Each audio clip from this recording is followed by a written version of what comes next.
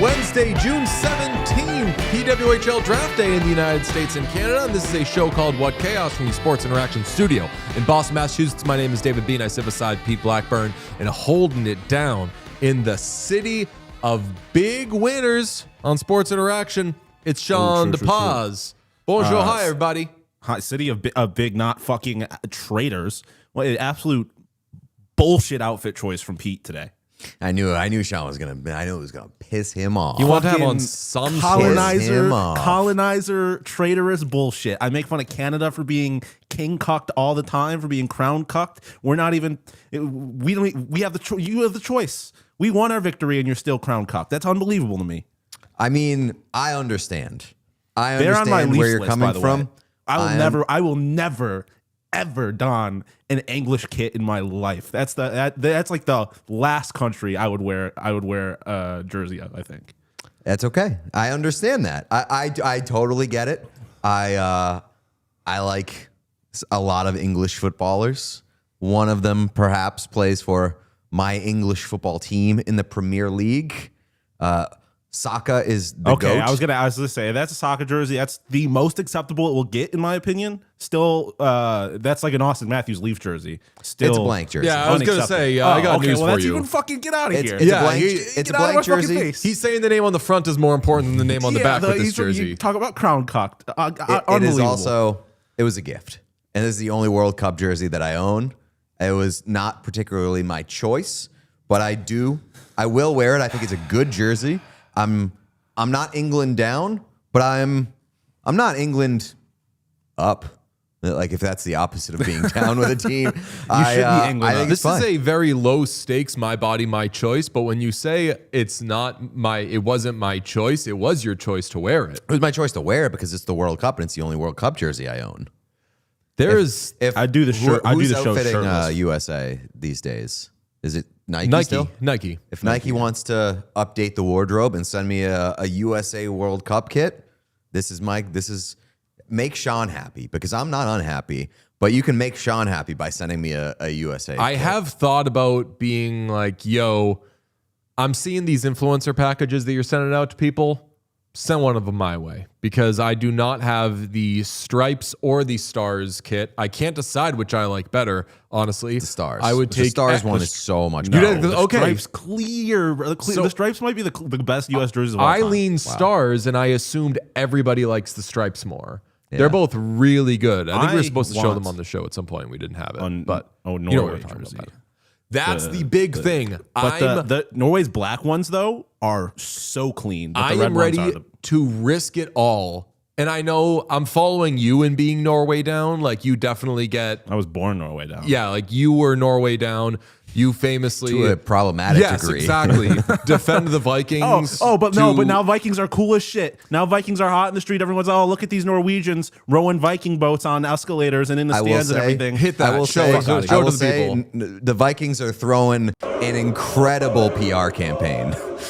This is amazing. This is Vikings them are at the cool as Garden. shit. Argue with a wall.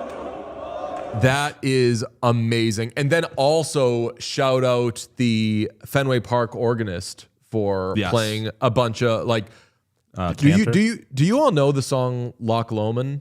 No.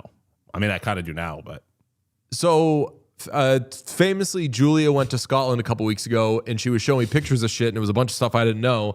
And she was like, and then this is Loch Lomond, and I started singing the song, and she was like, how the fuck you know that song? And I was like, I'm a music guy. I know this shit.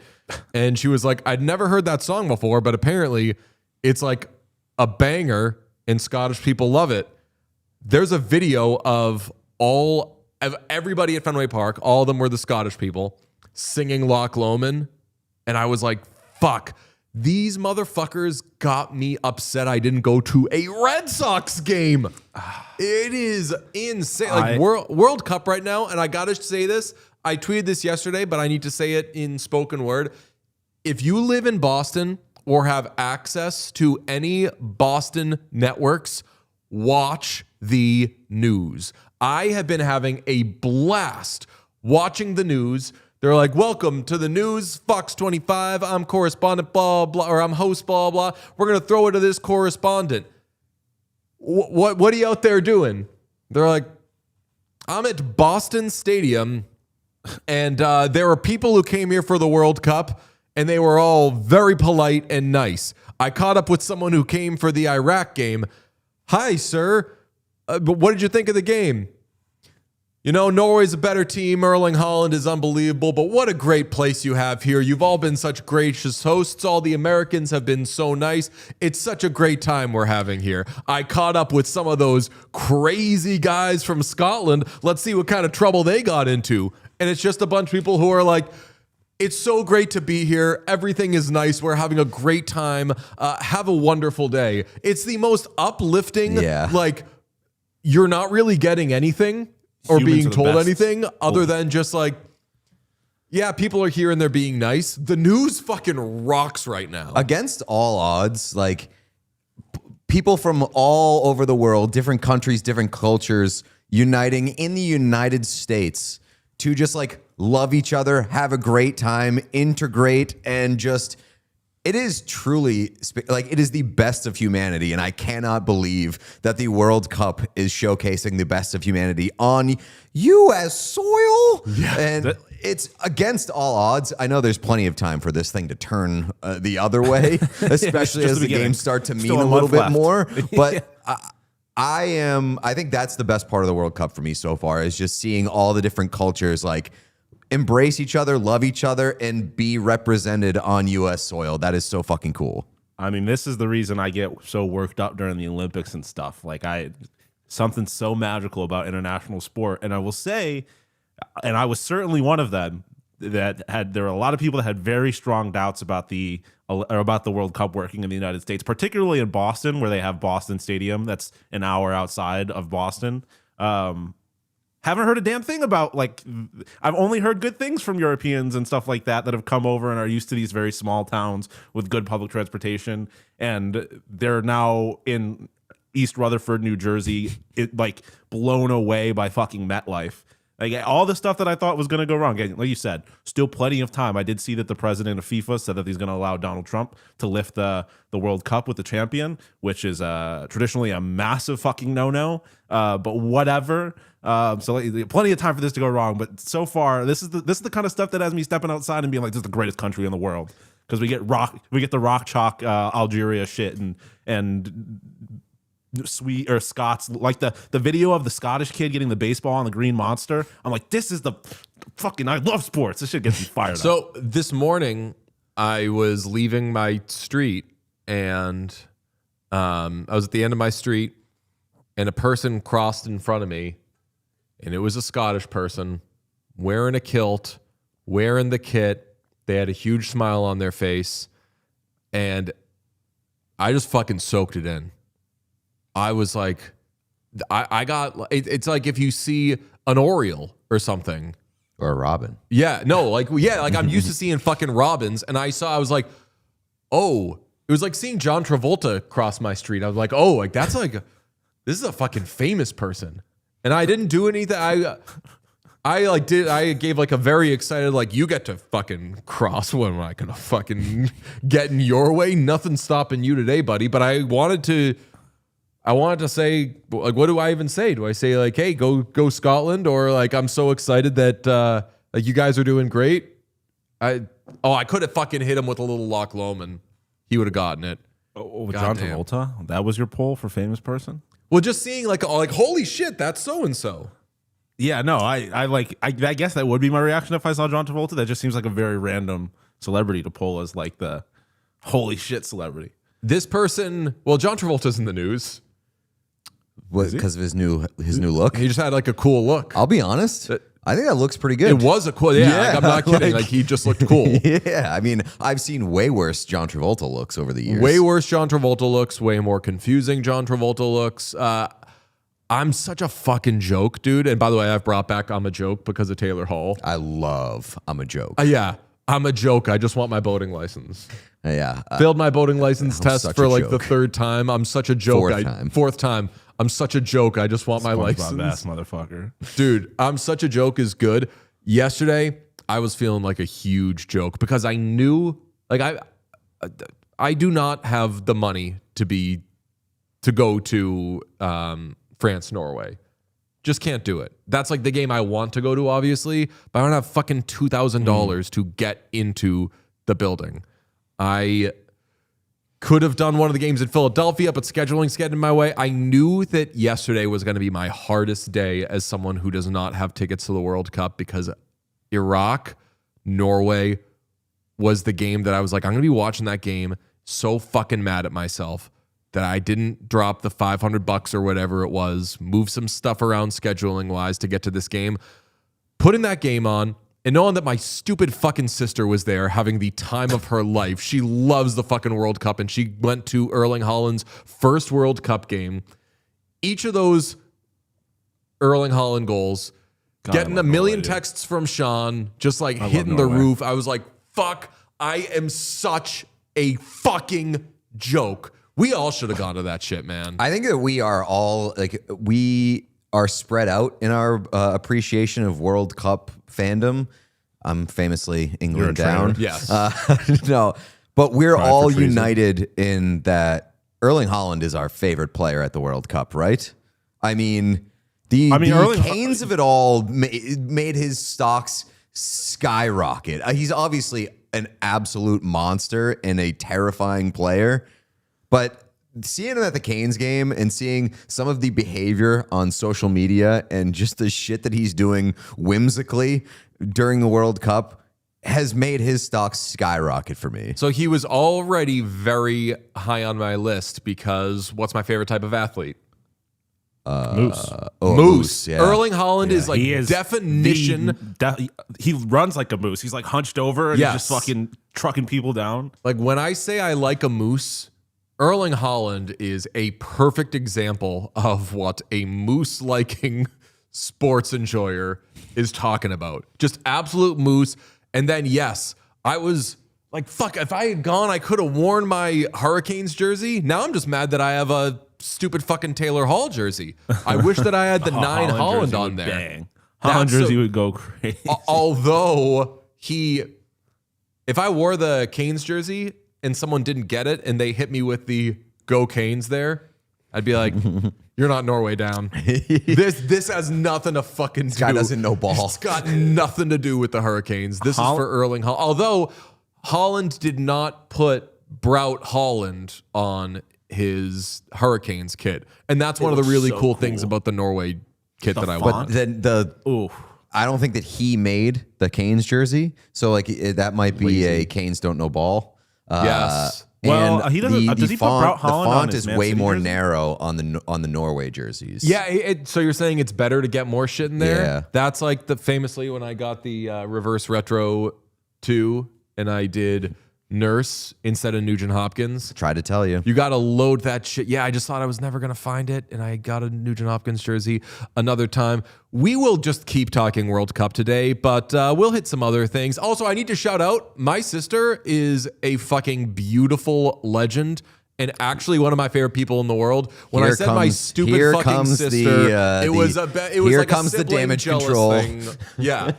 Oh, I Did just want anybody to, because doubt like that? some people do have bad relationships with their siblings and everything, and I don't want to steal that valor. I have great relationships with everyone in my family. DJ Size King, Pete Short King, Sean Viking. Oh yeah, so good.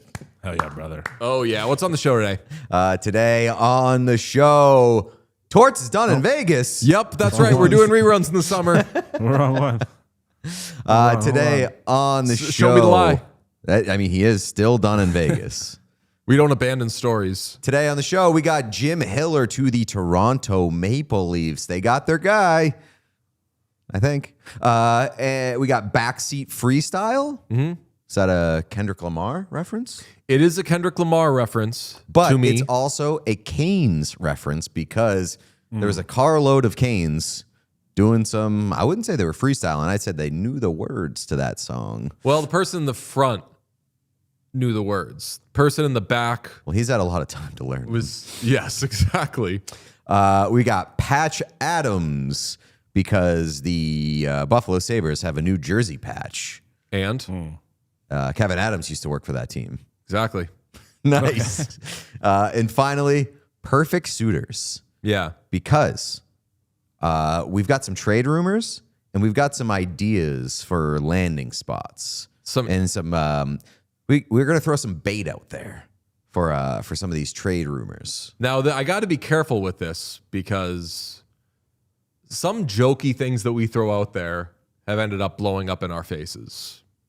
Like, I'm never going to sarcastically tweet that a team I like should do something obviously dumb ever again. I just don't want to put that in the universe. Famously, I say when it comes to like superstition and everything, we don't have that power. Like I can't watch because they were winning when I left and everything. Like, we don't have that power. I think that with some stupid shit, especially if your team is stupid enough, we might have that power. And by we, I mean the royal we. I mean we as people. If you put something out in the universe and your team is dumb enough, maybe it can happen, but we're going to take our chances. Let's begin with the big news of the day, and that is that the Maple Leafs have hired their 41st coach? I believe so, yeah. Damn. It's Jim Hiller. Jim Hiller is the new coach of the Toronto Maple Leafs. He was an assistant for the Leafs under Mike Babcock from 2015 to 2019. I would say, and I think we can all agree, like, wouldn't call him Babcocky. Like, I wouldn't associate him too heavily with like, oh, we're going to get a Babcock type coach, because I don't think that he is that type of coach. More of an analytics guy. He was the Kings head coach, of course, until March of this year. He was a midseason replacement for Todd McClellan with the Kings a couple of years ago in 2024. I think it was around the All-Star break. Coached parts of 3 seasons for them. Obviously, famously did not get out of the first round in the 2 postseasons.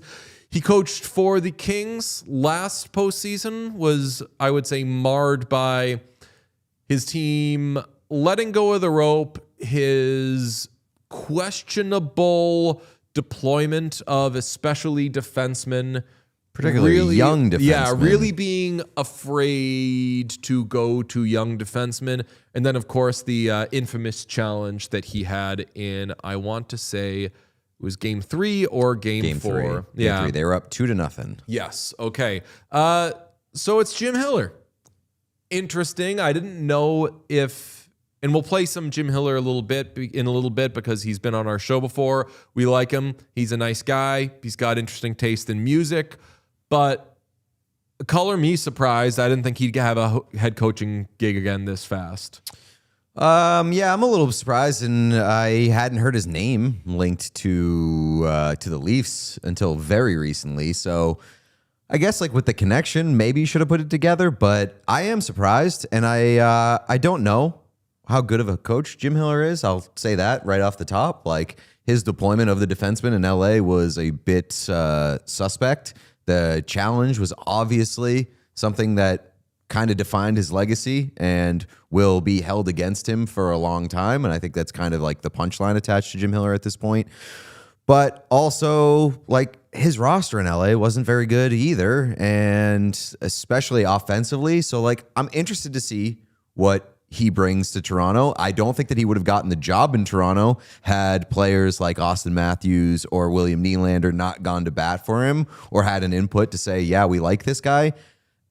The one thing that I can say with certainty when it comes to Jim Hiller is I bet that guy is an absolute knockout in the interview stage. I think that he's a smart guy. I think he's got a lot of charisma. I think that he he has a good presence. And honestly, like, when you're the Maple Leafs, that might be enough at this point. And famously, the GM is John Chayka. He wants a Analytics. little more analytically forward thinking, and Jim Hiller is obviously very analytics forward. Yep, I said before the show, DJ was playing some of the clips from our Hiller interview. I just heard the audio, and I was like, damn, Jim Hiller speaks like Obama. He has an Obama cadence to the way that he speaks. Yeah, definitely. The truth is, he actually was a fan of the Cubs.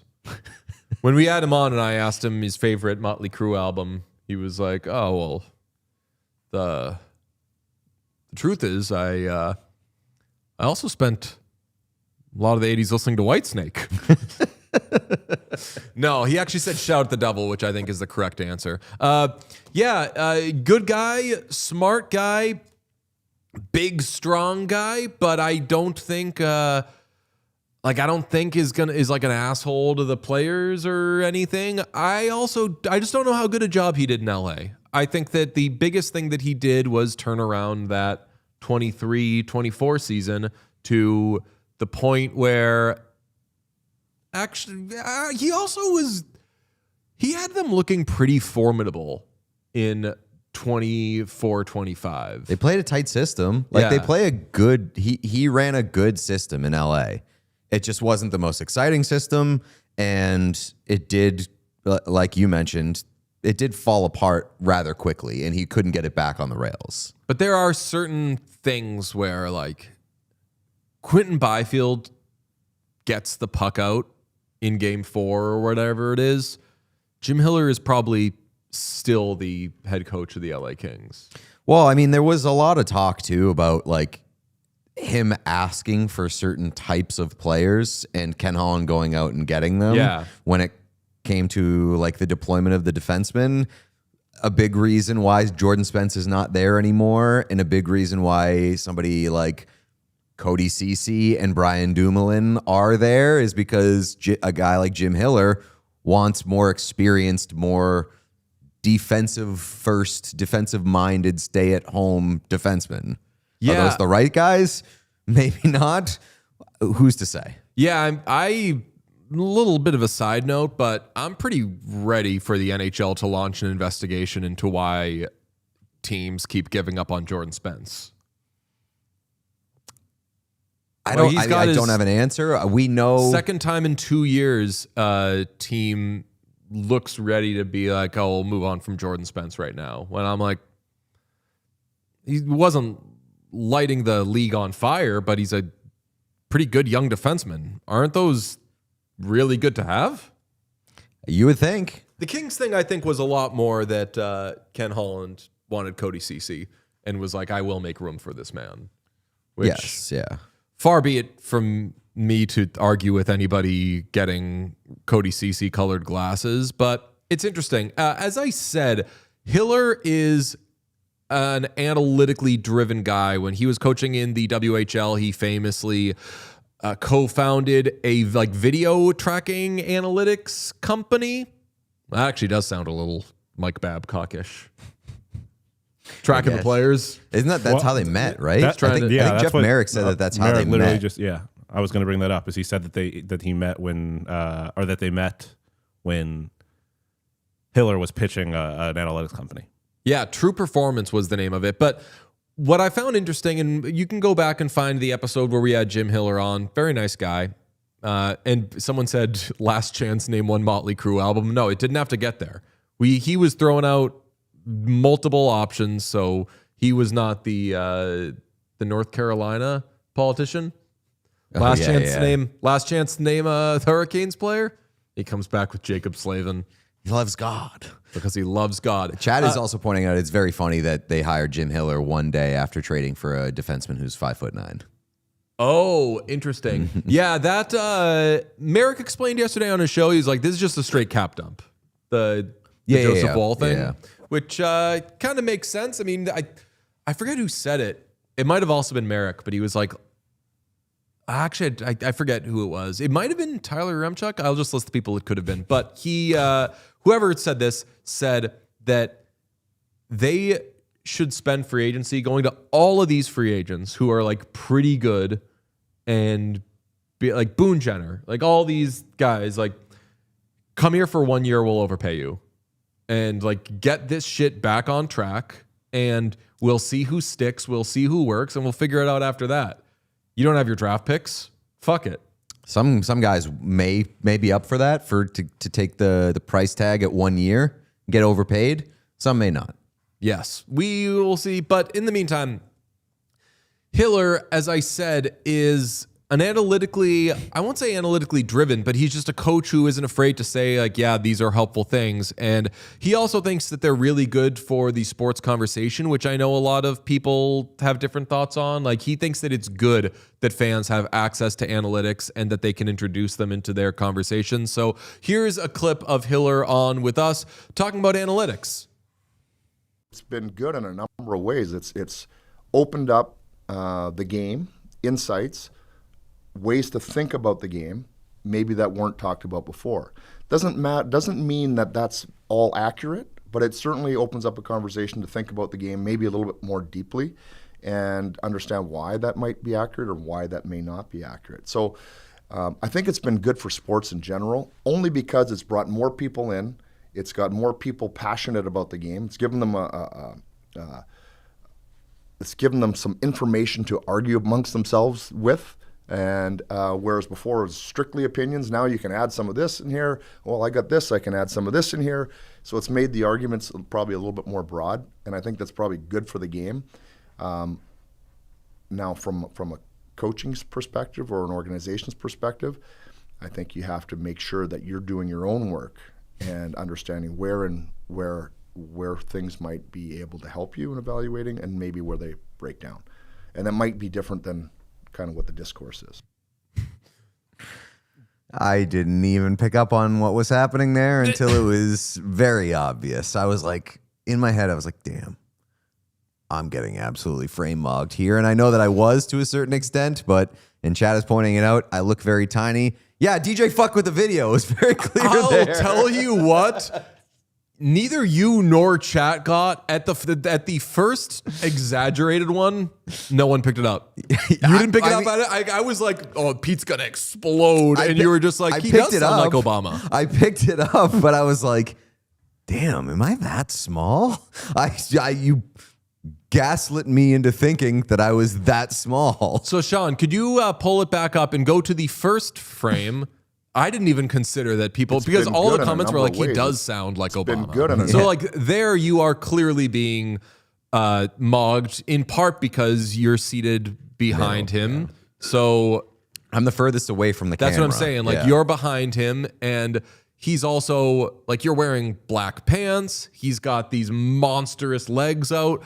Everything is stacked against you, including the fact that obviously he is quite a bit bigger than you. Mm-hmm. Now, Sean, drag to the... Allegedly. Yeah, allegedly. This video famously has been manipulated. So drag to the middle, Sean. I mean, you didn't notice that? No, I only noticed it because I was like, why is DJ so big? That's what I noticed more than anything. I was like, damn, why does DJ look so much bigger than me? And then I saw the video move, and I was like, "Oh God damn!" Yeah. Once it started to move, but chat was very focused more on the Obama of it all. Sean, did you notice it? No, I was not looking at you guys at all. I was focused on Jim. Sean was like, "I am an active listener." Yes. Yeah. It turns out Sean is an audio listener of the show. Oh no, I was just focused on the person that was talking. I see you guys every day. What up, baby? There's also a cat there. She gone. I'm not pushing out of my head right now that like maybe the Leafs fell in love with tanking last year, and they're just like, let's do that again. Now, see, I don't think that Hiller gets you to Tankville. With Matthews and McKenna. Matthews isn't signing up for another tank. I don't think he's signing up for it. I don't know if it's a Austin Matthews is signing up for this and we're gonna give him everything he wants kind of deal. Well, I mean, they are in a little bit of a you got to keep that guy happy if you want to keep him at all situation. Yeah, we'll see. And as I said, what's the benefit of the Leafs tanking? Another. They don't have their picks. Good point. Never mind. I did say that like 3 minutes ago.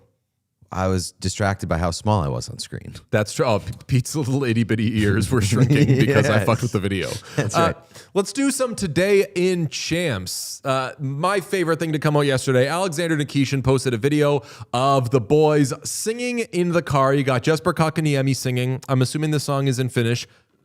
Spoiler, or please be forewarned, it is an absolute banger. Sean, so do you have the full one? And then I sent you 2 other videos. I do not. I thought the 2 that you sent me, I thought one of them was the full one. Oh, no. Okay, I guess we can maybe effort that. I can text you. I have it. No, I have it. Oh, you have the full one? Mm-hmm. Okay. I just didn't have it loaded up. Yeah. Hit that shit, buddy boy. Зачем до публики вызвать восторг? Да, это Кавказ. Да, зорный пейзаж. Бай, солнечный край. Now, the best part of that, by far, is Seth Jarvis. The song is the second best part. The song is very, very good. I mean, the best part of that by far is Jesperi Kotkaniemi. Yeah. Really? Oh, yeah. Yeah. The guy singing the Finnish song. Jesperi Absolutely. Kotkaniemi singing a Russian song. Oh, see, I didn't clock. I don't know languages well enough to know what song that was. You don't see language. I mean, Yeah. even if it was in Finnish, I think him fucking jamming out in the front seat in a language I don't understand is the best part. See, of the I mean, song. but it was what was happening there? Was that like a die, die, die, or a lie? Especially if it was lie, lie, lie. Not to generalize, but pretty much every language can have a song that goes lie, lie, lie, lie, lie. You know? I mean, I think it's great because I believe that Nikishin doesn't really speak English very well still. No, he doesn't play a lot. Nikishin? Oh, sorry. Fuck. I thought you were saying Kotkaniemi. I was like, that's going to be a banger. Sometimes you miss. Nikishin doesn't speak English very well. So he's just like apparently teaching his teammates Russian instead via the power of music. I'll take that. Is Russian, Sean, where does Russian rank on languages you'd want to learn? I'd want to learn, not all that high, unless I was planning on joining the CIA in the 50s. But there's, I don't know, maybe like 6 or 7 if I'm off the dome, if I'm ranking them. You could defect and have the world's #1 KHL podcast. True. I feel like there's probably, I feel like a little presumption, like maybe a little disrespectful to the pre-established KHL media that I think I'd just be able to walk in there and just run that game like that. There's got to be some big podcasters in the K. Okay, my favorite part of this is Seth Jarvis. I've looped Seth Jarvis for a little bit because look at this guy. He's just so, I can't even put it into words, but it's just such a nice, that's just like a fucking nice boy with not a thought in his head who's the music's on. That's, to me, that looks like lights are on, but nobody's home. Exactly. It's amazing. We want to put a little music to it. Sean, hit me with a little racha, please. La cucaracha ya no puede caminar porque no tiene, porque le falta My song's on. marihuana que fumar. I'm adding that to my I love this song La cucaracha folder on ya my no phone. puede caminar porque no tiene. Yeah, chat says porque he's fucking precious.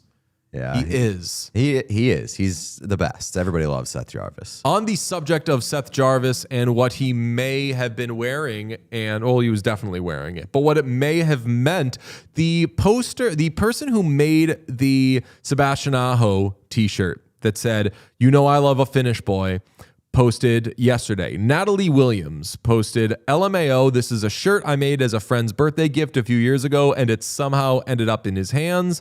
A Whatnot responded and said, "I said this was a Swift reference, and What Chaos scoffed. Any comment?" Yes, it's a London Boy reference, clarified Natalie. We're grateful for that clarification. Part of me wants to say, like, did we scoff or did we I think there was some light scoffing. I think we just could that be like accused people of were scoffing. trying to make everything about Taylor Swift in the with the lightest bit of evidence. Yeah, I think I said we don't know. But if I saw a video the other day of Adam Friedland calling that dumbass Anthony Fantano out on something dumb that he said. And he was like, I can assure you I did not say that. I would not have said that about the track. Not something I would say. I can assure. And then it's just the video of him saying exactly that. So I'm going to be extra careful now when I do I'm pretty sure I didn't say that. Because while I am not as dumb and as big of a fucking grifter as Anthony Fantano, sometimes we remember things wrong. We had Chad a whole is saying segment. Chad is saying that you scoffed. Okay. Or, I will say we scoffed. I'm not gonna throw you under the bus individually. I think that we all scoffed. I will say if I didn't scoff, ignorance prevented me from scoffing because I would not have known that was I don't know exactly what that's referencing, but there was a whole like 3 days of people on this podcast saying something and then immediately denying that they saying something. And then we bring the tape up later. You don't remember that earlier this year where DJ said something and then like immediately after you were like, you said this, and DJ was like, I didn't say that. And then we had you don't remember that happening earlier this year? I vaguely remember that. That feels like something that happens every week though. Yeah. I just remember that being like a thing for a couple of days where like people were saying something and then immediately denying that they said that thing. And then that happened again with somebody else? What? Yeah, that You was said like there was like days of this happening. Yeah, I think it might happen with both of you. I just remember that being like a topic of discussion over multiple shows at one point this year. I will absolutely wear having potentially scoffed. Especially in were, regards to Taylor Swift. Yeah, we were both definitely dubious of it, and we're like, oh, classic Swiftie behavior. Speaking of Swiftie behavior, I have to mention, I don't know what the hell Carly Rae Jepsen is doing, but she's posting like the Zodiac Killer. She's posting like Taylor Swift. And I'm just going to, I obviously love Carly Rae Jepsen. I still love Carly Rae Jepsen. I'm so excited for new music. I'm sitting out the rollout to this album because there's too much shit going on. Bo Byram watch. Talk to me when it's out. Talk to me when he's been traded. It was the Tonight Dough thing. That's what it was. I called the Tonight Dough, the Tonight Show starring Jimmy Fallon. And someone was like, you mean the Tonight Dough? And I was like, yeah, it's because that's what I fucking said. You ever interrupt me like that again, I'll fucking kill you. And it was like, I did like the fucking Tonight Show intro. It was so Tonight Show forward when we rolled the clip. I fucking did the Fallon impression, the whole thing. I got Questlove. I fucking said the Tonight Show. Good shit from the Hurricanes, though. I want to slip this in there at some point. I've been meaning to say it for a while. You know what the coolest part of a team winning a championship is? They get the Stanley Cup. Yeah. I'll say besides the obvious. Okay. They go from being hot shit to just straight up being fans of the team, just like you. Yeah. You know, like if you were to see, I don't know, let's take like Jalen Hurts or somebody in the wild during the football season, you're like, oh, fuck, that's Jalen Hurts. He's probably keeping a low profile. You could tell, you're like, I can tell that guy's got money, you know? Yeah. Like big shot type of stuff. Like, you know what? I better not go bug him. You see Jalen Hurts after he wins a Super Bowl, he's fucking wearing like, I love the Philadelphia Eagles shit. He's going up to Eagles fans being like, the fucking Eagles. It is true that that players get pulled into fandom in the celebration of their own championship. And that's the closest that you ever get to the players in terms of like existing on the same plane. And it's a very astute observation. Good point. Yeah, I mean, like there's video of them all singing Sweet Caroline. I'm on a Neil Diamond kick, so shout out you, Canes fans and Canes. And Seth Jarvis is reaching into the audience, like literally reaching out, as Neil Diamond would say. and like grabbing the fans' hands and everything, and not in a like walk past the line, do a bunch of like.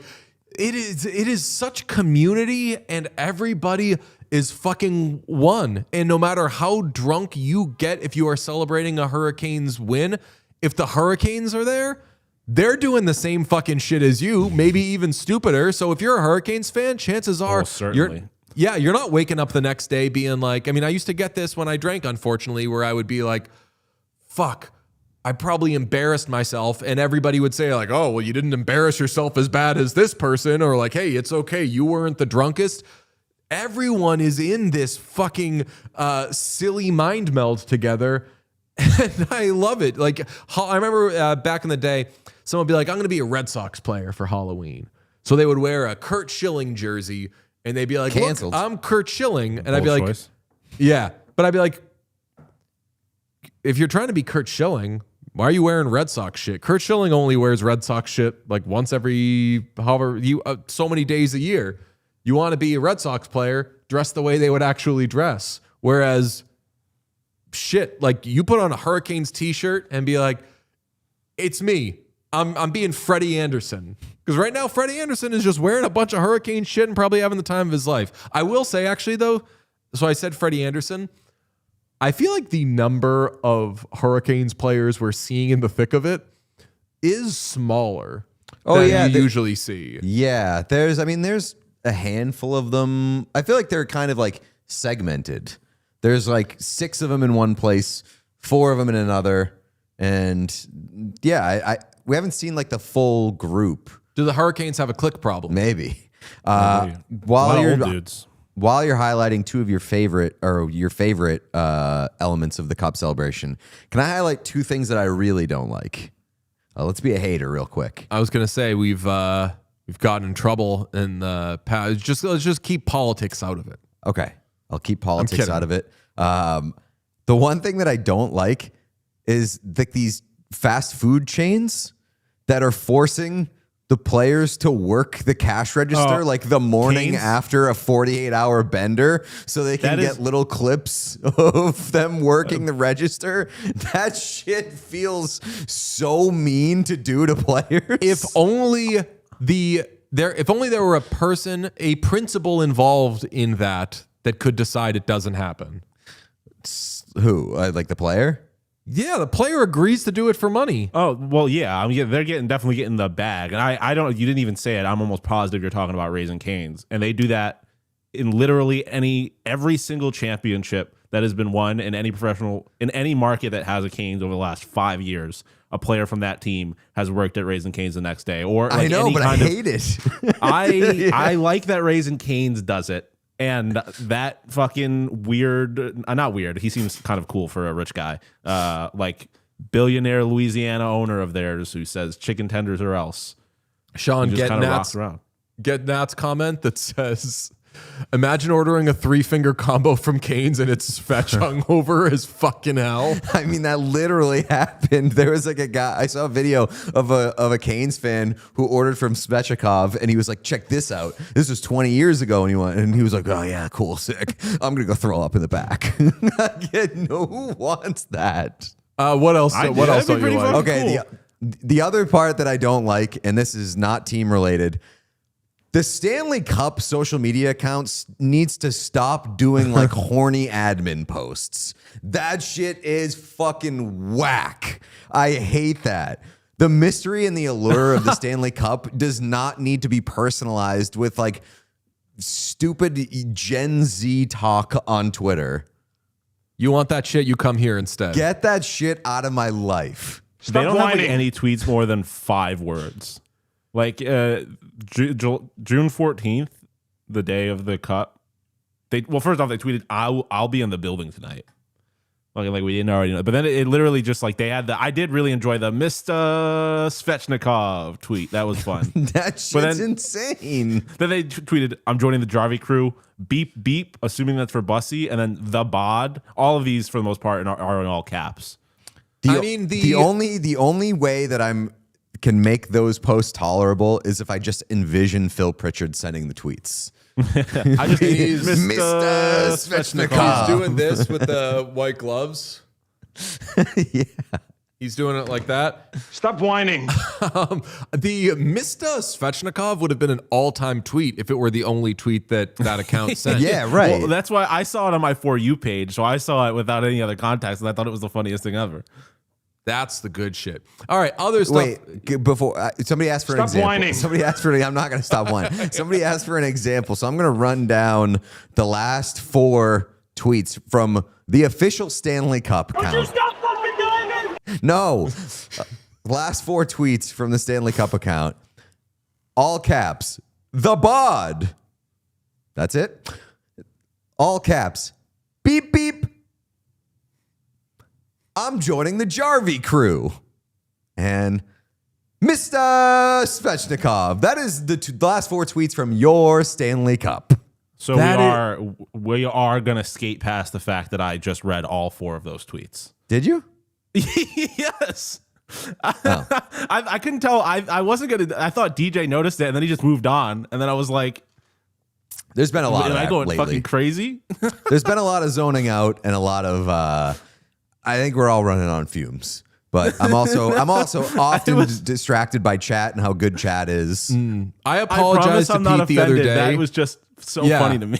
I apologized to Pete the other day for not calling him out for it because I was like, if that shit clearly happens, I'm not doing my job if we're not making it like a fun thing that if like everyone catches it except for one person. And like the million fucking times that I'm caught off guard by something that I missed or didn't understand or whatever, we're all in the trust tree here. Yeah. But as long as we're nice did you about notice it. it in the moment, DJ? No.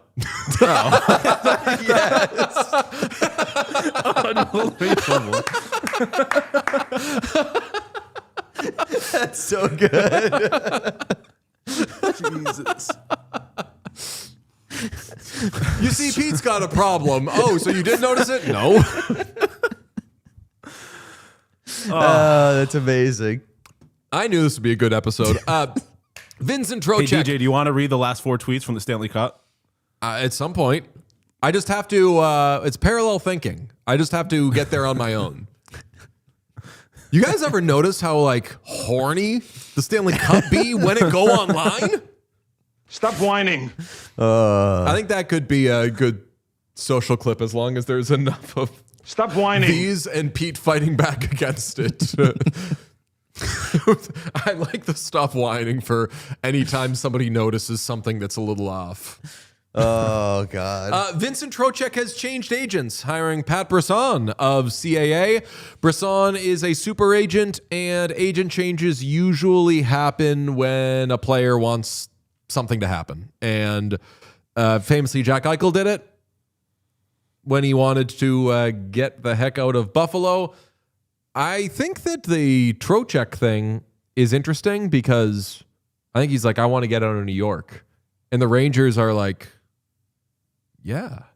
We'd like that too. Yeah, like we're not trying to get in the way of that. I need when we have like these agent change news, I need to know who the agent fired was. And I don't want to do that research myself. So I need people to start mentioning when the other side of like this person's been dropped. So not to bring up, I don't know what happened here, but when Jack Eichel did it, Jack Eichel's agent was the great friend of the show, Peter Fish. Mm-hmm. Like that was when I saw that happen, I was like, oh, fuck, that stinks. I know that guy. He's a good agent. Like, but he does awesome work. This Jack Eichel is fucking pissed to be in Buffalo. That was when I was like, oh my God, this guy means absolute business. Mm-hmm. And as it turned out, Sean, the Vegas Golden Knights weren't on his no trade list, as Jack Eichel has reported. Yes, that's true. Yeah, nobody has them on their no trade list. Which apparently. he brought that up yesterday, and I need to put a call to our friends and anybody out there who's like, you know what? I like the Vegas Golden Knights. I like their players, or I like the guys on their team, or whatever. Like obviously outside of the things to not like about them, but being like, you know, like this guy is a player that I can root for, whatever. Like there are things about the Vegas Golden Knights I like. Like to the people who like the Vegas Golden Knights, when you you just have to be careful when you push back against the fact that people don't like the Vegas Golden Knights, because every time I've seen pushback on it, it has not mentioned some of the obvious reasons as to why people don't like the Vegas Golden Knights. Like if you say, you know what, everyone's out here hating the Golden Knights, but this, and this, and you don't mention that people had questions when you signed Carter Hart and didn't like how you handled the signing of Carter Hart, or didn't like how you handled, say, media day with Carter Hart, or all these things, or whether it's Brett Howden stuff, whether it's, there's a million fucking reasons that like are just basic discovery, obvious reasons as to why some people don't like the Vegas Golden Knights. If you push back against it and you don't account for any of that, I'm like, okay, well, you're just being disingenuous. Well, I mean, I think that both sides are kind of right here. Like, I think that Jack Eichel is right to say that, like, people want to play here. We see that they get good players all the time. And I think that it's right that they're the most hated team in the league. Like, both those things exist separately. They're not hated like within the walls of the NHL. They're not hated by NHL players. The team is currently constituted, and the way that they operate leaves a sour taste in a lot of fans' mouth, and they don't win over a lot of neutral fans based on their play, based on the way that they operate. Kind of unrelated. So, like, that answer doesn't really apply to what the conversation is. Exactly. It's saying something, but not really, like, it's moving the goalposts. Well, but I think that, like, Eichel's, like, I would guess that, like, Eichel's answer was, like, people can have whatever opinion they want. Players want to play here. We enjoy the team. We enjoy the franchise and what they do for us as players, and we win. And I think that both of those opinions and answers are right, and you're allowed to say it. Matthew Oates, by the way, of O2K Management, was Trocheck's previous manager. Or I'm sorry, Trocheck's previous agent. Yes, Sean? Oh, I was going to say, I don't think he's being disingenuous. I genuinely don't think he cares. Yeah, Right. On the He cares about any of that stuff. Yeah, and I'm not trying to single out Eichel there. I know that I used Eichel as a jumping off point for it, but I've just seen other stuff where people, I think, have the conversation without having the conversation, you know? Or like have the conversation without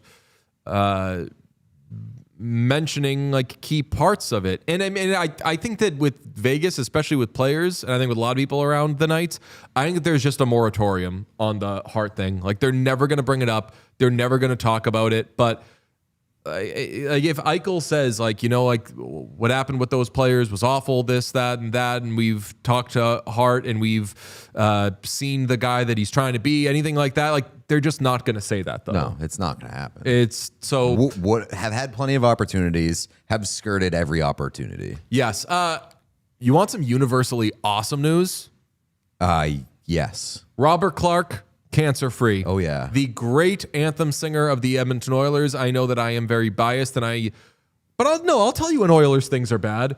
One of the things Especially when I feel like if it comes to music, you will say when a music thing is bad, regardless of whatever affiliation you have to it. I'll try to be a bit of a straight shooter there, and or an accurate shooter.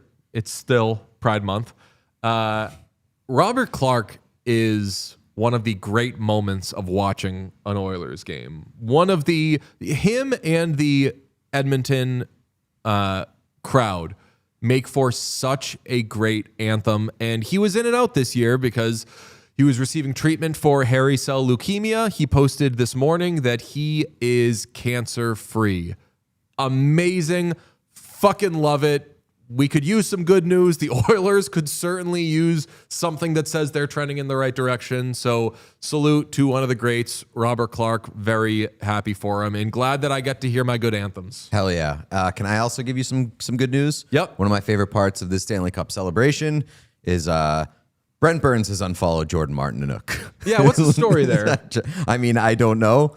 Former Carolina Hurricane, teammate of Jordan Martinook. That is big. Who was homeboy that unfollowed all the Americans after the Olympics? That is big. Yeah, like, get that celebration out of my fucking face.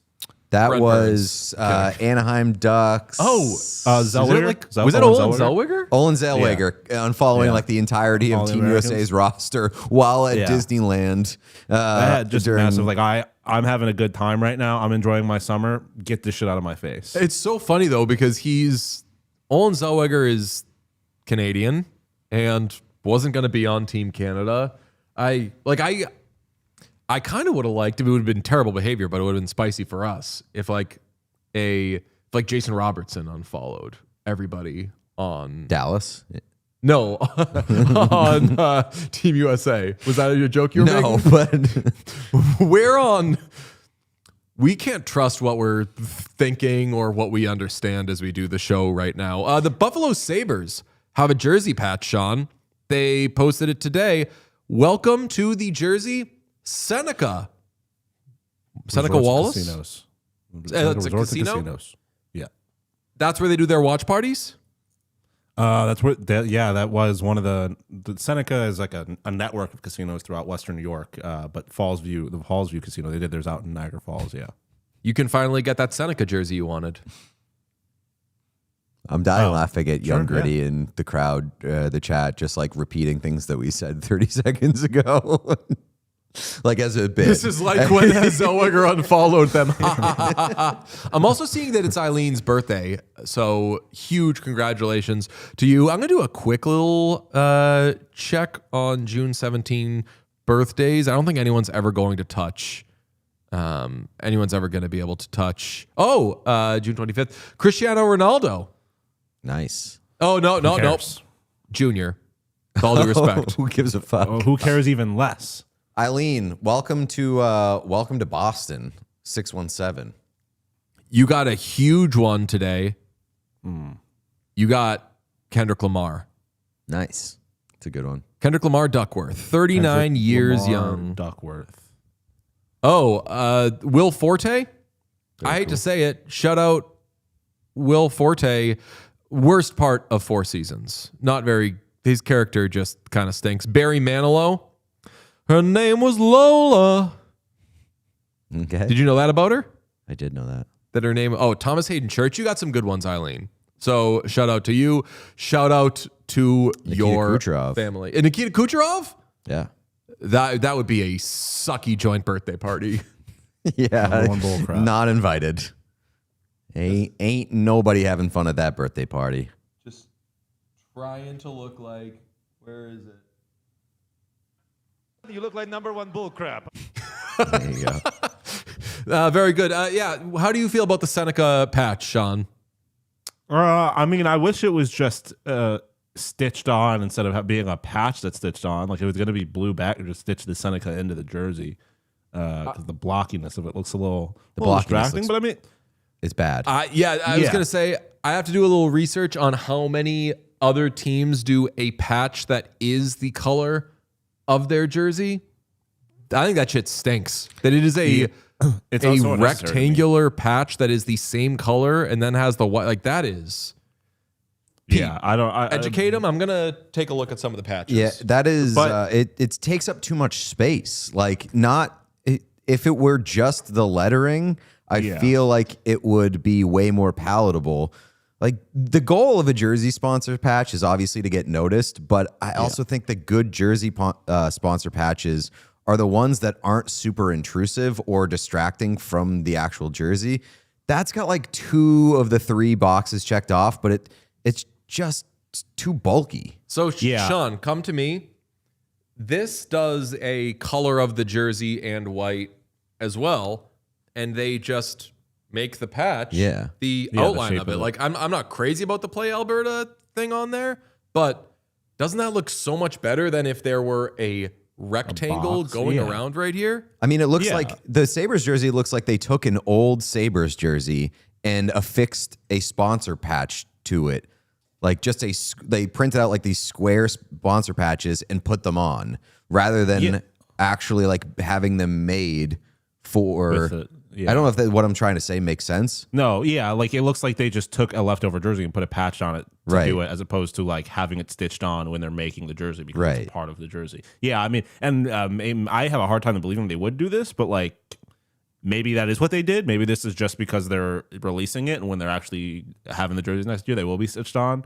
But like the actual sponsor, like it's all white. It fits on it blends with the jersey very well. It's local. It's like I appreciate shout out the natives getting their money, or I guess they're spending the money here, but in the hopes that they'll get their money. But so, yeah, I mean, it could certainly be worse. It could be like a fucking waste management thing where it's green and yellow. But it's the boxiness of it is distracting. Yeah, chat saying it looks like proof of concept. Like it looks like this is what concepts our of a jersey sponsor thing is going to be. We're trying this out. Yes. Okay, dig this, boys. Kevin Weeks tweeted, per sources, another name getting plenty of attention is forward Mason McTavish of the Ducks. He has skill, grit, term, and upside. Teams are calling it would have to be a quality, quote, hockey trade, I'm told. See how this goes. Hashtag HockeyX. Mark D'Amico jumped on that and said, building on this, and absolutely unsurprising, sources have told me that he'd be prime trade bait for a top 4 right shot defenseman. So obviously the Ducks should want right defenseman. I think they're going to lose a bunch, and John Carlson certainly looks like he is going. So, Sean, I've sent you a couple Michael of Kesselring. Michael Kesselring. I mean, that actually would be really good. I was thinking, I'll tell you who I thought for you guys in a minute, but Sean, I sent a picture of someone who maybe I think I could move for Mason McTavish. Want to throw it up? Right, you want a right shot defenseman? Look at that guy. Check out that. Wait, is he? No. Yeah, that's a right-handed stick. Yeah. That's the Darnell Nurse is looks like a pretty solid right shot defenseman to me. What do you think, Sean? Yeah, I mean, pictures that I wouldn't. And famously, I'm not great at remembering what hand guys shoot with, but there's a picture right here of a guy with a right hand stick. So I don't. Proof is right there. I mean, I could tell you about it, but that picture is worth 1,000 words. I also have a submission. I know you. Yeah. How about my Boston Bruins? There we go. Oh, Mason Lohrei, yeah. Perfect right shot defenseman. That looks like a good right shot defenseman. It's got me thirsty for an Okok. I'll tell you that. Mm-hmm. I also never Or an forget Akok. An Akok? Everybody loves an Akok. Yeah. That's What? Oh. I was like, It's a You've never- beverage, You've never Sean? had an ice cold Akok? no, It's delicious. I don't like dark soda, so I'm more of Here's like the thing. a lime lemon guy. It's delicious. If you want to live in an yurt, live in an yurt. That sounds really crazy, but you're it up. That's really good. So I'm going to tell you what, folks. There's a feature on Photoshop. Transform, flip horizontal. You can improve your team. The world heavily. is your oyster. Yeah, you can. I was going to do Logan Stanley with the sign and trade, but then I was like, the Sabres actually do have right shot defensemen that they could trade. But yeah, a little Logan Stanley sign and trade could be pretty good. Sure. It's pronounced. Someone's given Logan cock. Stanley 7 years. Well, Happy it's like Pride. saying like, hey, I'd like a Coke. Yes. I'd like, it says a Coke. Yeah. Do you want a Coke? Yeah. Audio listeners have to be so confused. What I did is I took pictures of defensemen that we want our teams to get rid of and made them right shot by just flipping them. Flipping the picture. It's maybe GMs text each other. They're like, "How about this guy?" In all seriousness, you know, it would be a great trade fit here for Mason McTavish. How about Michael Kesselring? Yeah, I knew that was fucking coming, you goddamn rat. It's sad that my first thought was like, "Oh fuck, he's gonna say Michael doing Kesselring," and then when you said it, I was like, "Okay, he's joking." I knew that was fucking, as soon as he started, I knew it was coming. Do we have breaking Vegas Golden Knights news, Sean? Do we? I will effort. Damn. Don't we PWHL are- the Vegas Golden Knights news. Here's the thing. We're 2 days into the off season. Yep. This episode really has the feel of an off season episode, and Hey, folks, loving you that. want more of this? There's going to be one of these a week on the Patreon. So There's going to be one of these a week on the and main feed. well, I'm saying if you want more of this, you're getting double it if you just jump into our Patreon. You get shit like this during the regular season, but yeah, you're getting a lot of it this off season. I'll tell you that for fucking free 99. No paywall there. Yes? Ryan Craig has been announced as the 5th head coach in Vegas Golden Knights history. As expected. Yeah. Yeah. Free my man Joel Ward. I know. He famously runs a good practice. It can be done. Oh, maybe not, because I don't think the results of the ensuing games after that practice were quite what they would have hoped. That's true. We also Off have to a bad start. The proof of concept stinks, baby. we also have the PWHL draft tonight, so everybody keep your eyes peeled there. What time is it actually? I'm trying to look it up, and to the surprise of nobody, I'm having a tough time getting information about this draft. But I know what happens tonight. I think it is on p.m. YouTube. It starts It's at on 8 5 p.m. It is on YouTube or TSN if you're in Canada. and it's at 8 p.m. 5 p.m. That's when coverage starts. I don't know when they expect the first pick to be made, but Interesting. Okay, we will have that. Do we want to quickly do Mitch Marner? We were very whimsical, but I mean, I think I feel like we've talked so much about Mitch Marner's big secret that now that it's been addressed, I feel like we have to. yeah. Let's. He spills the beans. Mitch, I'm not sure if now is probably the time you want to discuss it, but you said at Media Day about the dark times. Is there something you want to elaborate on that? And then if not, just how much did this room and this group kind of, I guess, eradicate those dark days you were going through? Yeah. I think I just, when I said that, I think mental health is a super important thing to me. It really is. I've been really trying to take care of my mental health probably for the last 5 years or so. And I'm really thankful that I had some unbelievable teammates around me in Toronto that I was able to talk to, express myself. Again, like I said, my family, my brother, my mom, dad, my wife. There was some really dark moments there that, the thought of playing hockey was, just, really tough, honestly, in a lot of ways. Was just a dark kind of vibe, dark hole in a way. And I'm very thankful, like I said, that I had people around me, teammates that, asked me how I was doing and knew that I was going through something that I could talk to. So, I just think it's really important to always check in on your friends, your family, people around you, mental health. I think it's a thing that in this day of age now it gets talked about, but I think still overlooked in a lot of ways. I think a lot of us, are addicted to the social media aspect of things. You're seeing a lot of comments, seeing a lot of things about yourself. I think, tried to check myself out of that in the last 2 or 3 years, really, just try to get off of it, try to get away from it. I think that's helped in a lot of ways, but yeah, I don't know. I think you always just gotta be able to talk about it too. You gotta be, people want you around. That's what I always say. People want you in their life. You should never be afraid to talk about your emotions and talk about your fears and what you're going through. So, I'm super thankful that I had a lot of people in my life that I could, talk to and share things, and made me better. Okay, a lot of people I have seen are like, okay, well, I think everybody agrees it's good for an athlete to talk about mental health and to put the message that he put out there. But I've seen a lot of people say, well, that doesn't really answer the whole thing about the dark times. And you kind of said you were going to give us something and then you didn't give it to us. So whatever, I guess. Good for you. Talk to you later. And ultimately, I think I just never expected to get whatever was quote unquote promised there. So I leave that being like, score another one for the good guys. Like there's an athlete who just dominated the postseason. Yeah, he stunk at the end, but someone who is as good as they're ever going to be saying like, hey, I've gone through some shit and I leaned on people and fortunately my friends and family were there for me. If you have the opportunity to be there for people, you should do it as well. That's all a positive. So good job, Mitch Marner. Yeah, I mean, my issue with any of this is always been tied to why does it have to be if you win?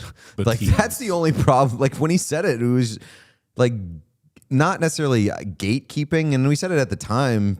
Like just say that you're going to talk about it after the series. You don't say after a win, because if you just say like, hey, I don't want to be a distraction right now, we're focused on the games, blah, blah, blah. I'll say more about it after the season. That's like a good message. And I think that the weirdness attached to it was that he said that he was only going to spill the beans if they won the Stanley Cup. Yeah, I mean, the whole, like, I got something and I'll give it to you if whatever, like, is weird, but he didn't need to do that. Probably shouldn't have done that because clearly he's not comfortable sharing that. And I don't know, maybe it's weird for him to be like, you know what? I shouldn't have said that. I'm going to walk that back a little bit. But what I will tell you is I'm someone who's had to deal with depression and like a lot of people and just speak vaguely as he did. Like ultimately that was vague, but it was a person saying, hey, I'm human. And I think we, as people who have observed the Mitch Marner Toronto experience, can put two and two together, which is to say that he was a lightning rod there, and he often didn't do himself favors, but when everyone was hating him, he was not having the best time with himself, and he wasn't having the easiest time getting through a lot of that. So it maybe makes you feel for the person and reminds you that just because someone's famous and you hate that they do this and as it relates to your team, we can take a little breath sometimes and not be as hard on people as we can. I also think that like the Mike Babcock stuff re-entering the news cycle has provided a reminder that like Mitch Marner's struggles in Toronto were not just tied to like his performance related criticisms and things like that. Like he straight up had some bad times in Toronto that were not his fault or were not tied to results related things and criticism. So we all know that Mitch Marner had a tough time in Toronto in a million different directions. So I mean, none of this is particularly surprising. I give Mitch credit for like speaking up about it and being open and being honest and being a little bit transparent. It just, I think it was a little clumsy the way that all of this had to unfold. Yeah. And I mean, if he got through all of that without any sort of mental health issues, he would be a sociopath. Like how could you not be affected by that experience? So it's good for him to acknowledge it though. So people, I mean, like none of this shit was normalized at fucking all when I was a kid. Like it was bad enough being a person with ADHD. If you had ADHD when I was a kid, which was a million years ago, it meant that you were a little problem child and you were an asshole. And if the medicine that you took for it fed your depression, then it was, oh, you're an asshole and you're a fucking weirdo. Like if I had any athletes back then being like, hey, check on your people, depression is normal or whatever, I would have felt a lot less, I would have had an easier time with it, I think. And I think that kids now can hopefully understand their own situations better when adults and people that they look up to and they're like, I want to be that fucking person so badly, are like, oh yeah, like that this shit happens to everybody. It's super normal. I've dealt with it. And if you think your friends might be dealing with it, go easy on them. Be cool to them. Be cool to yourselves. So I'm cool with all that from Mitch Marner. I'll take it. I think the mental health community should cash that check. Sean, we have 10 games today. Got 10 teams. We're close to it. Yeah. 10 countries. Portugal at Congo DR. That's at 1 p.m. Eastern. So it's already started. Portugal's already up. I think that you're not thrilled about that. I'm not. Nope. England and Croatia at 4 p.m. Eastern. Ghana and Panama. Uzbekistan. Pete's fucking fired up about that one. Goddamn traitorous piece of shit. Uzbekistan, Colombia, and Czechia at South Africa. That's at that's technically tomorrow, but we're any fans not here, where it's being played. Oh, true. Yes. So those are your 5 games that you can watch over the next 12 hours. Very exciting. Sean, you famously cleaned up on Sports Interaction yesterday. Great night for me. So famously, I started yesterday. Do you have to lead us in before I start talking? I'll set it up. Every game is your game when you bet with Sports Interaction, Sportsbook and Casino. Bet the action on every period, every shift, every shot with Canada's homegrown sportsbook, Sports Interaction, Ontario, only 18+. Please play responsibly. Yeah, so famously, I had my Rock Chalk Norway parlay yesterday and started out great with Norway, and then when faced with the prospect of needing Algeria to tie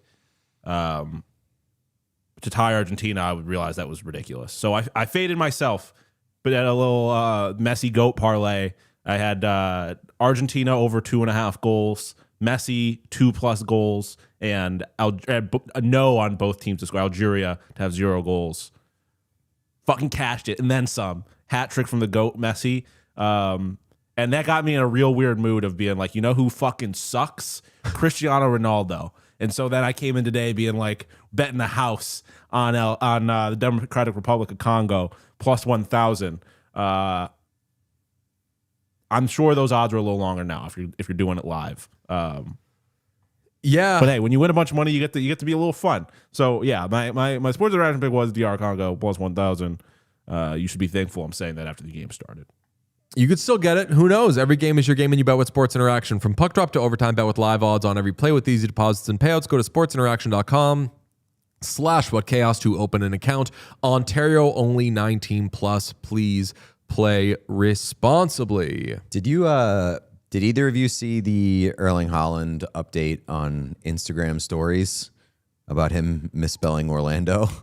No, I did. I saw something about. I didn't look at it closely, but I did sent it in the group chat this morning. It is so fucking funny. He posted Ornaldo next, and it's a picture of him and a teammate on the plane. And then follow-up story says Orlando with 1 million exclamation or asterisks. Not even allowed to write something wrong now in this perfect world. Sorry to all the perfect brothers and sisters out there. I love it so That's much. my guy. I'm going to use that so much whenever I get anything wrong. Not even allowed to write anything wrong in today's perfect world. Sorry to all my perfect brothers and sisters out there. Yeah. That's so fucking Haaland, like, second day in a row, I'll say it on this man, I think. Go off, Diva. This seems like the golden age of athletes who just are like, they're obviously not the greatest of all time, but they're like up there and also cool as shit. He's got like a very, not in the same way, but like Wemby obviously seems very down to earth and like somewhat normal for such a freak. And he seems very similar outside of the fact that he has a Birkin collection that would make Maura Higgins jealous. Is that right? He has Birkins on Birkins. They're pretty sick. It looks like this, now that I'm like looking into this, it looks like these might be older because it looks like there's Manchester City involved here. Yes, this is the headline from goal.com is this is a great headline. Erling Haaland fires back at pedantic followers. Maybe that was a Club World Cup thing. And it says, sorry to all the perfect brothers and sisters. Erling Haaland fires back at pedantic followers after making spelling mistake in Instagram post. Oh, dude, he is the best. There's also an update from, I believe, this same flight. Somebody posted a picture, or I guess he posted a picture that someone took of him raw dogging the 7-hour flight, just sitting there staring straight ahead, absolutely frame mogging whoever's sitting next to him. Did you see what Evan just sent us? No. From Gary Lawless. Kelly McCrimmon tells media at a season-ending press conference at Golden Knights availability that he has already granted a team to permission to speak with Bruce Cassidy, and he will deal with it on a case-by-case basis going forward. He granted the Toronto Maple Leafs permission today. Yeah, I mean, the case-by-case basis thing says it won't be the Oilers. It's not going to be the Oilers. Yeah, and also that and I think we all kind of also figured it, but like you've been lying this whole time. Aren't the Oilers the only team remaining without a head coach? That was my question. I think you are right. Wait, maybe it's a team that is exploring sweeping changes to its coaching staff, coaching structure, I believe is how Frank reported it. He is granted the Henderson Silver Knights permission to interview Bruce Cassidy. Or I think Laval Rocket needs a new coach now because Pascal Vincent took the assistant job in Seattle. Yeah. Wait, did the Fleet fill their job? Oh, yeah. Speaking of the Fleet, P-Dub. I got to put my girls on huge Tampa Bay Lightning watch. You see the PWHL awards yesterday? Oh, yeah. The Fleet won all of them. Where'd it get MVP, ya? Defender Oh, of the Year, like Coach of the Year for a coach who famously is no longer a coach for them. Where'd it get you? They won everything and famously lost in the first round. Big Lightning behavior. I hate that. No, but you know what? This is obviously the most I've been into PWHL. So I Is like your team getting ruined. I typically grow attachments to teams when, like, say this for me. I'm not much of a front runner. Even when everyone was having fun with the Knicks, I was like, yeah, it just seemed like they're gonna win though. And it feels I kind of want the Spurs to punch them in the mouth or something like that. Every team that I've gotten into has been because of them sucking or something bad happening to them. Right now, I'm really feeling like strong fandom for the Fleet because their roster is getting torn apart. They're losing players, although they got one of them back. Lost their coach. Look like the Tampa Bay Lightning. This is the strongest connection I'm going to feel. I must tether myself to them. About Hamilton, it's like now we've had a couple of years for some of these women and like coach, I guess the coach to get established, have somewhat of a track record in the league, and now they're all just going to Hamilton, Ontario, which happens to be the closest team to me. So it's working out for me. Hopefully it converts on the ice. This is just going to be an added element, an added layer of how sweet the Fleet's championship is going to be next year. That Walter Cup is going to hit so hard. We talk about it all the time. Teams that like are supposed to win or feel like they're poised to win, and then they get stripped of pieces and then come and win the next year. It's so good. It happens all the time.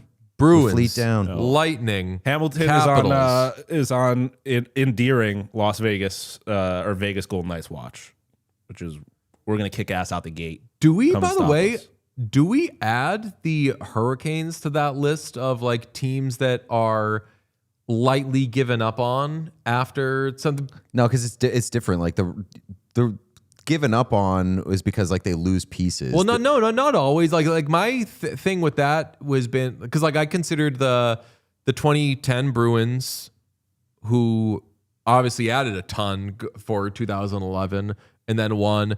Like the Capitals in 2018 are the big example of like, oh, you traded for a big piece of the deadline and you didn't keep them, so now you're going to be worse or whatever. I don't think that it's that your team necessarily got worse, but it's that we decided you were going to win and you didn't do it, so I guess you're not doing it. And then the next year, a lot of times the team does that. Yeah, but that also could have been said about the Canes for years. Exactly. Where Well, they that's still why. kept losing. That's why I think maybe the Canes don't qualify, because every year people are like, you've got a chance to do it. We just don't think you're going to do it. And like, if Dallas comes and wins next year, if the Stars win the Cup, I don't think there's a lot of people who have closed the book on the Dallas Stars. And I don't think that people closed the book on the Canes either. It was more just of a, well, fucking call me when you get to the Cup final. Right. I don't think people give the Dallas Stars enough respect. I think that people have jumped off the Stars train much in the way they jumped off the Avalanche train a couple of years ago. And I was like, I will happily sit on this thing by my fucking self for some reason. I know that we're all going to be back. Into a brick wall. What's that? So I rode that train into a brick wall. Yeah.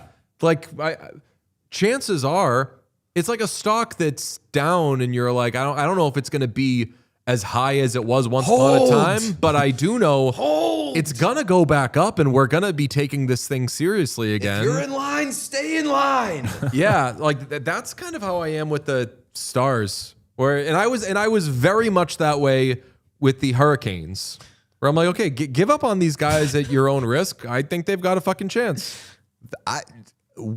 Where does the narrative that we fucking hate the Stars come from?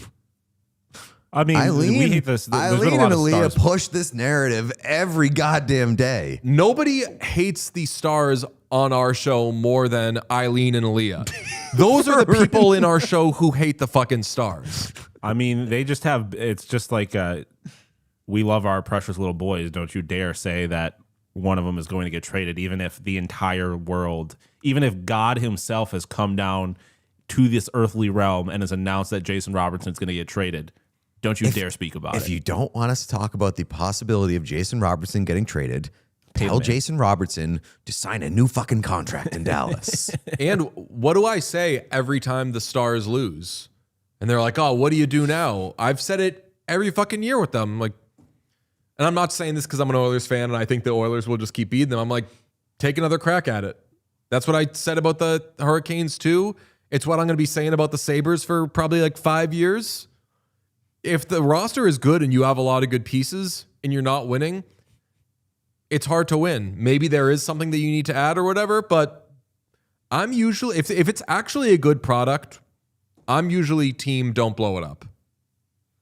I will say there's definitely been moments of, now that I'm thinking back on it, things that could definitely be construed, I would say misconstrued as Jake Ottinger disrespect. Well, I mean, we had a show to do when he maybe wasn't that good. Like I said, I think if you were taking it as disrespect, I think it is being misconstrued. And when was there a time? Is there a time now where that disrespect looks like disrespect? Or Is there a time like right now where we look back and you're like, oh, you said in a playoff series against Stu that Stu might outperform him, which famously that was not my take. Was that yours or was that yours, Sean? I don't think I have a specific take like that. My thing is I think it was 2024. Someone, you were like, there's not a big goaltending difference in this series, and in fact, Skinner might end up being better than Ottinger, but he like did. So it's not like and since then he's won a Vezina and he's won a Stanley Cup and he was the starting goalie in the Olympics, right? Like there isn't any. Well, that looks bad now. It was right at the time, and we know what ended up happening. I mean, I definitely think that I remember making the point that like, why don't we talk about the Dallas Stars the way we talk about the Carolina Hurricanes, where it's been the same thing every single year. They flame out at a certain point deeper into the playoffs, a couple rounds in the playoffs, despite being one of the best teams in the league on paper. And kind of like pizza, like talk to me when they actually fucking do it. I'm not going to keep talking about them the same way every year when they keep the results the same every year. So if you want to take that as disrespect, I guess go crazy. Someone says, produce the hater cut. Listen, we hate all of your teams equally, including our own. I was going to say, if your team is the Oilers, I hate them more than you do. And respectfully, we hate the Golden Knights a little bit more than the other 31 teams.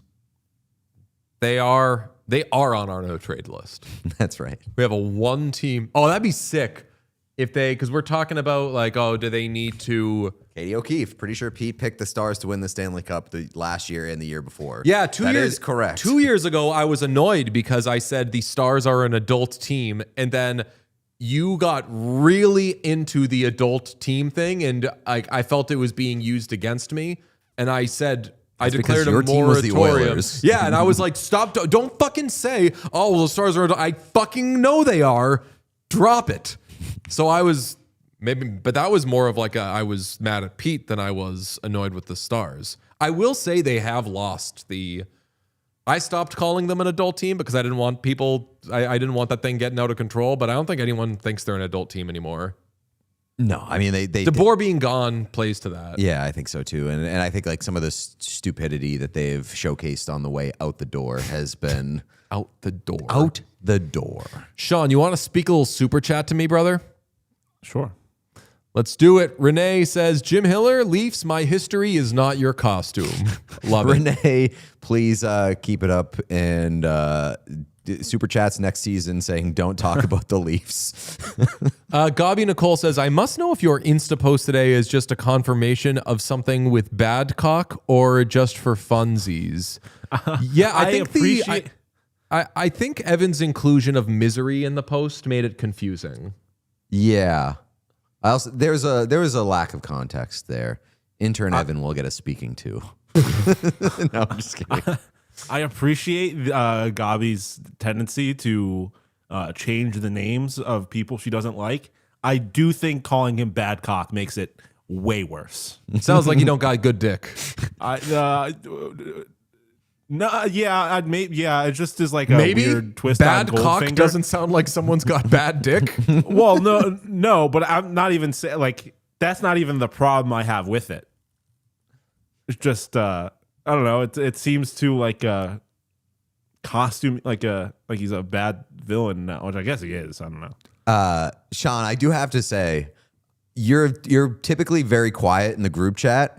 I did get a hearty laugh out of you coming out of nowhere and hitting intern Evan with the ha on the thing that had the exchange that happened this morning. Did you see that? Intern Evan having a tough day. What happened? I don't even remember what He sent over the clip of Patrick Kane winning the Stanley Cup against the Flyers, the game-winning goal. And he's like, hey, I don't know if you guys know this, but Mike Emmerich dropped a what chaos during the goal call on Patrick Kane's game winner. And I just thought you guys should know. And I was like, not only do we know, that's what the podcast is named after. And then all of a sudden, from the fucking clouds, Sean appears with a ha on the message. Well, because you said Sean not has only sent one text message to Pete or I in a group individually ever. If you check Sean and Pete's, if Pete went to his phone and searched Sean DePaz, he possibly doesn't have any text messages from Sean. Does not fucking text us. So Sean's been showing up for the World Cup, but the first kind of show related thing he's had is Evan being like, oops, this is kind of embarrassing, my bad. And Sean being like, well, it wasn't even that. It was literally Pete responded with just, not only do we know about it, and I don't know, that tickled me a little bit. Just because I think I would assume the majority of whatnots don't know what specifically that references. So I don't think it's ridiculous that he didn't know it. No, definitely not. Just the fact that it was even YG, who is the deepest Yeah. into what chaos lore that anybody could ever be. YG was like, I'll hand up. I didn't put it 2 and 2 together until way down the road. So for anybody who doesn't know, this podcast is named after the famous Doc Emmerich call when Patrick Kane won the Stanley Cup. the not famous enough Doc Emmerich call. And it's funny because that is my weird, I'd call it a blind spot, or maybe it's just that's a razzing, I don't know if blind spot's the right word, but just the NPC empath in me. If someone Evan said hey, I just don't know if you guys know this, but I saw this clip and he says the same thing. And he realizes oh, fuck, I'm so stupid for this. And we know Evan is not a stupid person. No. And when a person is fuck, and I don't think he's losing sleep over this, but when someone's oh, fuck, I'm so fucking dumb for this, that's an odd spot where I'm actually not going to be dumbest fucking person in the world. But if someone says hey, if someone has a dumb take on something, that's when I'll say dumbest person in the world. But when they actually have a dumb moment, that's where I feel bad. And then they realize oh yeah, I mean I have 8,000 of those per episode. Right. Including today where I'm I'm the fucking dumbest person in the world. And if we were dumb fucking guy, actually, that literally happened. It. Yeah. The only reason I bring that up is because I know Evan will have a good sense of humor about it, but I got the day off on an unbelievable note. It today. definitely was not. I think the thing that was the funny, what was funny about it to me is the dichotomy of something that is so foundational to the thing that we do, and the realization that it doesn't like matter or mean like most people don't know about it. And I just think like that just you saying not only do we know about it was such a good like display of that dichotomy that I found it very funny to me. I remember Pete and I will go back and forth on big ideas or just say like if whatever we talked about it the other day, like love how for as silly as this show is, all three of us give it the respect that we feel it needs. So like we'll take shit way more seriously when it comes to doing stuff for this show. What do you got? Evan was like, yo, you guys ever heard this call? And I said, Christ, that could be the stupidest question I've heard. But when we were taught, we were like, what do we call it? And Pete was like, I want to call it What Chaos. Doc Emmerich said it at the end of a Stanley Cup game. I was like, yeah, then. I mean, no joke. That call happened. That moment happened. And like a day or two later, I was like, if I ever have a hockey podcast, I'm going to call it What Chaos. Stuck that in my pocket for about 7 years. It's such a good name. Pete also came up with the name of our last podcast, which was Brunch. So Pete, sneaky name guy. Names. He's the George Costanza of this show. There you go. 7 Costanza. Tiago says, Tiago the weirdo. Tiago? Tiago. Yeah, I like think. Tiago Splitter. Yeah. Says, happy teeny tiny Pete Day to all who celebrate. I mean, there's an argument to be made that every day. Shut up. Yep. Orally DB says, do you know the Boston Unity Cup? It's a local World Cup with Bostonians representing their countries. It's a beautiful thing happening 7/20 through 8/7 this year. Tartan Army just donated 10K, so enough said. Tartan Army has been throwing money the fuck around. But Pete would fucking hate that because he's a goddamn British colonizer and he hates the Scots, the Irish, and the Welsh. I'm supportive of Sean's. I'm not. Everybody's got a seat at my table. Oh, yeah. So you're intolerant. Whether they want to Sean or is not. intolerant. No. Yeah. Whether they want, like none of them want to be at that table. Everyone's got a seat at Pete's table, and they will sit. They will sit and they will fuck whether they like it or not. Svetch still drunk from the night before, says Cosmon, working the register.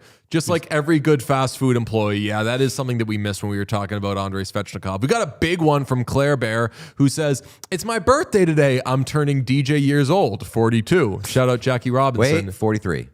Oh, yes, I'm 43 now. People forget. Shout out Matt Barkowski. I found this place via heated rivalry, but I stayed for the camaraderie and the awesome hockey social media space. Thanks, everyone, for making this such a cool experience and making my lunch hour wonderful. You won your Johnny Lash shit. I got to say, Christ, that could be the stupidest question I've heard. I'm England down because pub culture. Tea. Yeah, because the Irish, the Scots, and the Welsh don't have a pub culture. Yeah, let me finish. Pub culture, tea, and then 1975. Oh, yeah. 1975 is my favorite band. So Tea famously invented in England. I mean, They I made would say popularized. They did a lot via of shit England. about it. They have. Oh my! What are we talking about here? I mean, I would not say popularized, Not, but okay, yeah, not but like made most famous by England. The Chinese will have something to fucking say about that. What? They stole that shit. I was trying to get Pete out of it. I was like, wait, he realized this thing, and then he was like, let me rephrase. I feel like really if you ask most people like which country they associate with tea the most, they would probably say England. I think a lot That's of Western probably people. Yeah, definitely. Yeah, the West. I think certainly that's probably the case. And to be clear, my getting worked up is more my commitment to this bit that you're a piece of shit for wearing an English jersey than it is you being all right. stupid. Hand up on China. I did certainly mess that one yeah. up. They got that stuff from Asia. The only so all of tea- your points fell on deaf ears for me. Only tea I care about today is Tia Chan. Yeah. Let's go Huskies. Let's get in the first round. Also goes by Chen Tia. I need to watch more clips of Tia Chan. And by that, I mean I need to watch a single clip of Tia Chan because I got to get the name right. Plus, like, to be fair, I also live in a city that is one of the most famous things that they did was fuck up the British tea. terrorize the tea because they And here they are, all that hard work for you 250 years later to be wearing a fucking English jersey. Well, I mean, Oh, you're going to get so excited when Harry Kane scores another penalty. Ooh. I mean, what's more disrespectful than like taking something from somebody and then wearing their clothes? Like Not your bathrobe, burning their comfy clothes? as Your hell. robe, Your robe as hell. comfy as hell. This is the most disrespectful thing I could do. If Team USA beat them and then you started wearing their jersey, like, I don't know. You could maybe convince me that, like, Listen, if you USA getting a Stanley beats- Cup jersey of a team you beat. If USA beats England, I will wear this shit the next day. And I will say, right. your robe comfy as hell. What is it? Dressed like an idiot day? Yeah. If I were to get a World Cup kit, should I get Holland or a Stripes one or a Stars one? Holland. Yeah, I think Holland is the move, but I feel like I'm just gonna get both. I should just go to a game instead. If you get real ones. I want to go to a fucking game so bad, man. I should be there. We had a trade, by the way. I know the trades are happening in the PWHL right now. The PWHL Vegas made a trade with Vancouver and has moved up in the second round. So they now pick 3rd, 5th, and 13th. They moved from 17th to 13th. So Vegas gonna own this damn draft. Crazy to me. Sean Rajo It says, is interesting that they're doing the opposite of the Vegas team. Like they're starting real young. yeah. Sean Rajo says, chat should wish Sean a happy birthday today. It actually applies to one of us today, me. Oh, hell yeah, Sean, happy birthday. Shout out Kendrick Lamar. Jose says, the size of that Seneca patch is a pimple on the ass of an amazing turnaround season. Get good doesn't mean get ad space. But it kind of does. It kind of does. Like they got a lot more revenue this season because they're good. People are watching them a lot more. But doesn't that mean that they like don't need the ad patch? Well, it means that the ad patch is worth more. Yeah. That's stupid. I agree. Let's see. We have from Snowtonin, Pete's England shirt is so based, it's coming home. Nice one, Sean. At least it got they say some every year. support. Catwallzilla says, did you guys catch the PWHL awards? Fleet cleaned up, which was great, but also sort of twisting the knife. Yeah, they are very lightning-esque. Load-bearing wokeness, which stays a great name. This super chat brought to you by Lexapro. Hell yeah. I mean, if you are... Yeah, I mean, I'm a, what do I do? Am I a Celexa? I always forget the actual name. I think I'm a Celexa boy. Emma Haven says, have to skip out on the live tomorrow as I am going on a volunteer trip to San Diego. I love you all. How do you Right know it's on. not South Dakota? Oh, yeah. Apologies if that's the case. Anna Reeves Wright says, turns out I'm leaving for Vegas later than I thought. I grant you permission to have fun again. She's joking. Jay Walter High Pants says, just saw a cool clip of Sebastian Aho singing Russian in the car. Is that Sean? Can you, if you find that, let's see if we can play that on the show, maybe. Okay. Stephanie Mills, I'm sure we're going to get a bunch of these repeating things. Stephanie Mills says, contributing to intern Evans EAP fund. What does that mean? Employee assistance program? Ah, Yes. In the workplace context, EAP stands for Employee Assistance Program. It is a free, confidential, employer-sponsored benefit designed to help employees manage personal or work-related challenges that might impact their well-being, health, or job performance. hell yeah. I'd Right like to on. have that. David Carlson says, Pete, your boy played festivals with the 1975. Great guys. Right on. Matty Healy has never done or said anything wrong. Don't look it up. I mean, the song always starts before he gets a chance to. Deb says, thanks for a fun year, boys. Go Canes. Hell yeah. Is that Deb or is that Erling Haaland? I think the because Canes go already Canes. went. Like, go Canes. They got. Oh, yeah, they go. They went and got and goed. Yeah. They go. absolutely. You know what kills me? Pisses me off? Have you heard how Erling Haaland, or like how a Norwegian person says Erling Haaland? No. I can't quite get there. I can't quite do the pronunciation. It's like Holland, like a little. Breathier. It's like the vowels are a little more like rounded, maybe. I can't do it. Sinbin Vegas tweeted 25 minutes ago that Kelly McCrimmon says the Golden Knights did not win the Stanley Cup because they hit the post in a few key situations. We'll have to. That's one way to look at it. I mean, Only yeah, difference. one of the times you hit the post in a key situation, you had an empty fucking net, and Jack Eichel said, "Post." Like that. That was like bullseye post. So, no. That's one way to look at it. And also, for sometimes, sure. a lot of times when you hit the post, it's because the goalie made you hit the post. Somebody should. Like the goalie didn't give the goalie didn't give you a spot to pick. Follow-up question should have been, so then why'd you fire the coach? Yes. Yeah. I did They see. didn't fire said, that guy. I did see. Yeah, it's a great little situation. Didn't get fired. Just didn't get brought back. I did see. It might have been Sinbin Vegas said that McCrimmon said Torts wanted to be back. Really? Yeah. He wanted to be? I think I saw that. Yeah. Wow. Could be. I'm doing the Trump thing. I think I saw it somewhere. I'm going to base an opinion off it now. And away we go. Thank you to everyone who hung out today. We've got a live episode tomorrow. We're going to be recapping the PWHL draft. That should be a great time. And I'm already on, like, as we're starting to plan what our next week is going to look like.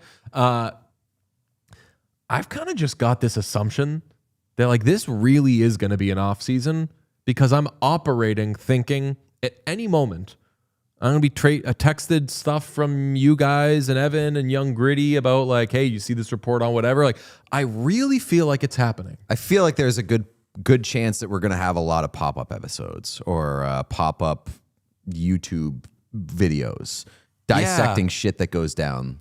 And that like next week, shit's going to be happening ahead of the new league year. I just fucking think we're going to have stuff. Young Gritty says, please tell Evan that Young Gritty is not because of Flyers Gritty. Yes, Evan. I mean, if Evan famously does not listen to this show. Yes. Evan does listen to this show. That's what I'm saying. Yeah. I don't think we get to plan secrets for Evan on the show. He listens to the show. He typically listens after the show is done being live. I feel like he's going to hate the end of this episode. I ride with Evan. I also ride. I mean, we all ride with Evan. I ride with Evan too. Also, like, shout out to intern Evan. Did an incredible work during the Stanley Cup playoffs. Basically all the stuff that you saw on social, outside of like reels and clips and stuff like that. Even some of the reels and clips, intern Evan was behind them. Did a lot of good work for us, and we love him. And also Young Gritty. I mean, yeah, Evan, unbelievable. Has been a pro in the space for a long time.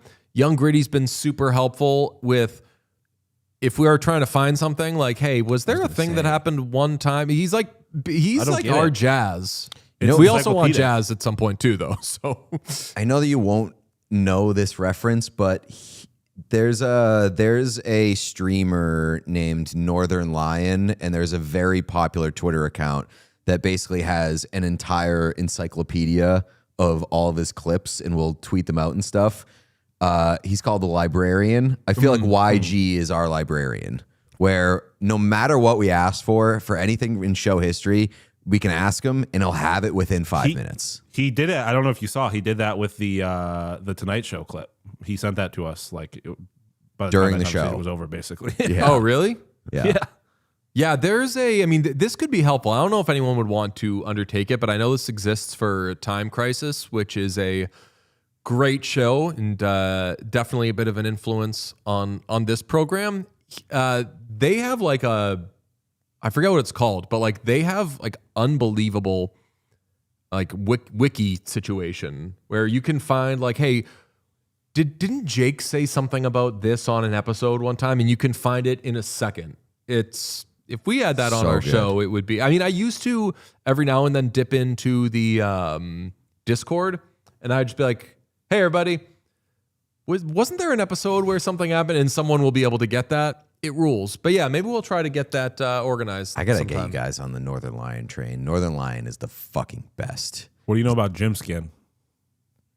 Remember that guy I was telling you about in Philadelphia? The guy that talks about his beans being burnt and is just the fucking shoulder roll. He's a British guy. Ooh. He seems like the nicest guy in the world. What is He's he? a vibe. Fucking Starbucks burning the beans. No, from it's Danny Pret, I Webster. believe. From Danny Webster, who covers the Golden Knights for the Review Journal. Kelly McCrimmon said they did give a team permission to speak to Bruce Cassidy, but that it did not come to fruition. So Also, Eric Tulsky on the sheet today. Oh, hell yeah. Need to shout out currently. our brother Jeff Merrick, who is friends with Eric Tulsky. Oh God, I wonder if. Do you think they said anything about us? I hope not, honestly. Last I looked, Tulsky looked very comfortable, so I'm guessing no. Okay. All right. Great show. Great Oh off-season my God! Did show. Congo score? Congo scored. Congo scored. Congo scored. 1-1. We're back, baby. What did I tell We're you was back. gonna happen? Fucking Ronaldo, you goddamn fraud. You fraud piece Yeah. of shit. Messi Famous forever. fraud. Messi forever. I mean, Messi is truly the GOAT, and I hope that gap continues to be sizable. Yesterday was an amazing day for Taylor Twellman put it this way. The World Cup has been a party and everyone's having a great time at the party, but yesterday was the time in the party when the VIPs arrive. Ooh, yeah. That's And a good like way of putting it. all the VIPs rolled in and you were like, oh fuck, Mbappe's here. Holy shit, that moose Erling Haaland is here. I kind of nailed it there. Fucking Messi just closes the day being like, nah, I'm 1,000 years old. This is still my shit. Shout out Messi. Shout out MLS. Erling Shout Haaland, out the come to Democratic MLS. Republic of Congo. All right, friends. Talk to you tomorrow. Appreciate you. Bye. If you enjoyed this video, please subscribe to What Chaos here on YouTube. You will get everything, daily episodes, player interviews, and so much more. It's all here on the What Chaos YouTube. Hit subscribe.